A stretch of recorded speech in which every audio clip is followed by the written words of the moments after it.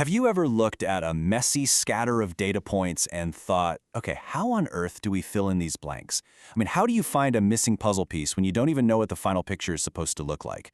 Well, today, we're going to explore exactly how we can mathematically reconstruct missing information from just a handful of scattered data points. Welcome to This Explainer. I'm honestly super excited to dive into this one because today we are taking some incredibly dense computational math and turning it into a real logical toolkit. We're essentially going to become data detectives, learning how to solve missing data puzzles using finite differences and interpolation.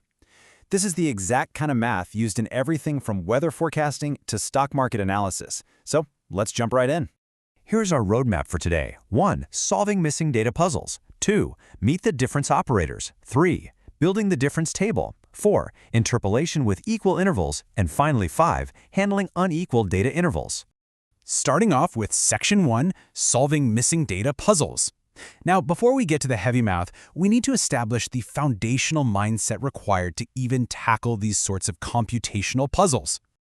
You know, our problem-solving universe is basically split into two distinct camps. On one side, we have analytical techniques. These rely on pure logic to derive optimal solutions directly, which is great for highly structured problems. But on the flip side, we have numerical techniques, and this is exactly where we're going to live today. Numerical techniques work directly with the raw numerals, literally 0 through 9. They give us incredibly convenient, practical methods for finding useful solutions when pure logic just isn't enough to bridge the gaps in our data. Moving right along to Section 2, Meet the difference operators. To act as numerical data detectives, we obviously can't just rely on our naked eyes. We need mathematical magnifying glasses. First up in our toolkit is the shift operator, which we denote with a capital letter E. I want you to think of the shift operator literally as a time machine for your data. When we apply E to a function of x, it simply steps the data forward to the very next interval. So mathematically speaking, E applied to f of x equals f of x plus h, where h is just our step size. It seamlessly jumps us forward on our data timeline. Now, E isn't alone. There's an entire family of finite difference operators, and they have strict mathematical relations among them.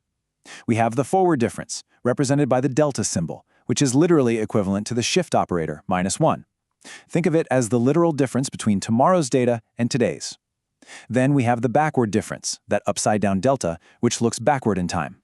We've also got the central difference, denoted by a lowercase delta, and the mean operator, mu.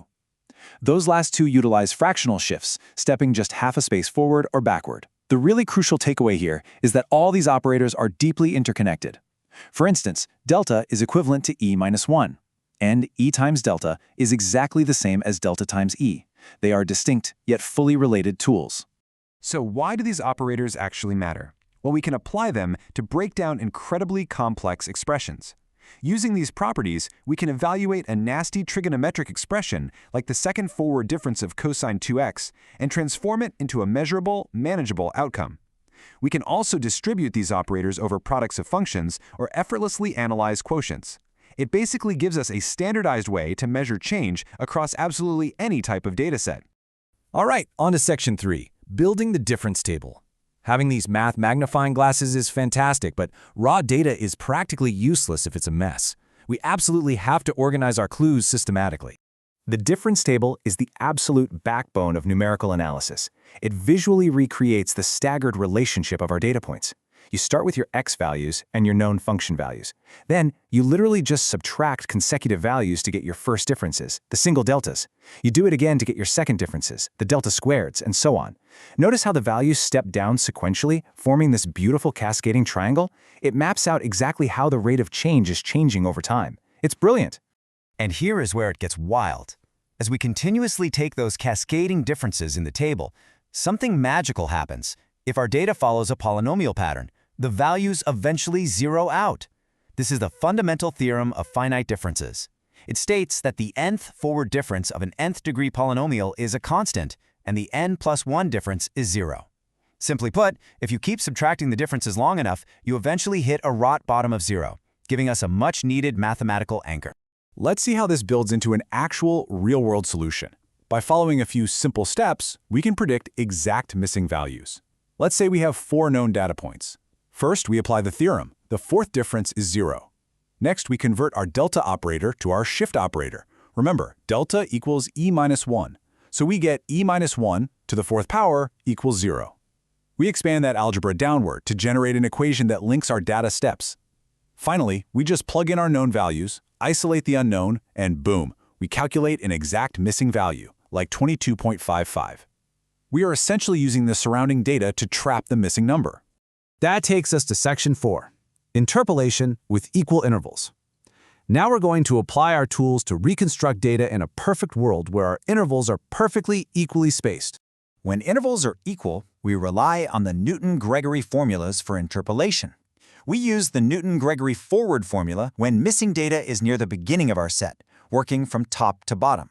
Conversely, the Newton-Gregory backward formula helps us when data is missing near the end. Now, this isn't just a wall of intimidating math, it's a structural checklist. It identifies data starting from our base up to x sub 0 plus nh. It specifically utilizes the backward difference operator, constructing a predictive polynomial using factorial denominators, like 2 factorial, 3 factorial, and scales them applying powers of a step size h. It's a beautifully rigid structure that fills in those gaps flawlessly. But hold on, what if your missing data isn't at the beginning or the end? What if it is dead center? When the missing data is located perfectly in the middle of our timeline, we pull Stirling's formula from our numerical toolkit. Stirling's formula leverages those central differences, the ones we've discussed earlier that step half a space, to pinpoint values nestled right in the core of equal intervals. It basically averages out the forward and backward trends for maximum central accuracy. Okay, time to step into the messy real world with Section 5, handling unequal data intervals. Because let's face it, real-world data collection is rarely perfectly timed. Sometimes you miss a reading, a sensor records at a random time, or someone literally trips over the power cord in the lab. This is exactly where Lagrange's interpolation formula shines for unequal intervals. Instead of relying on a uniform step size, Lagrange's formula custom weighs every single irregular point.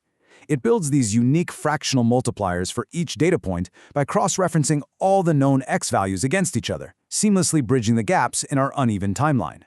It's incredibly clever. It carefully avoids subtracting the baseline from itself to prevent dividing by 0, and then multiplies that entire unique fraction by the corresponding function value.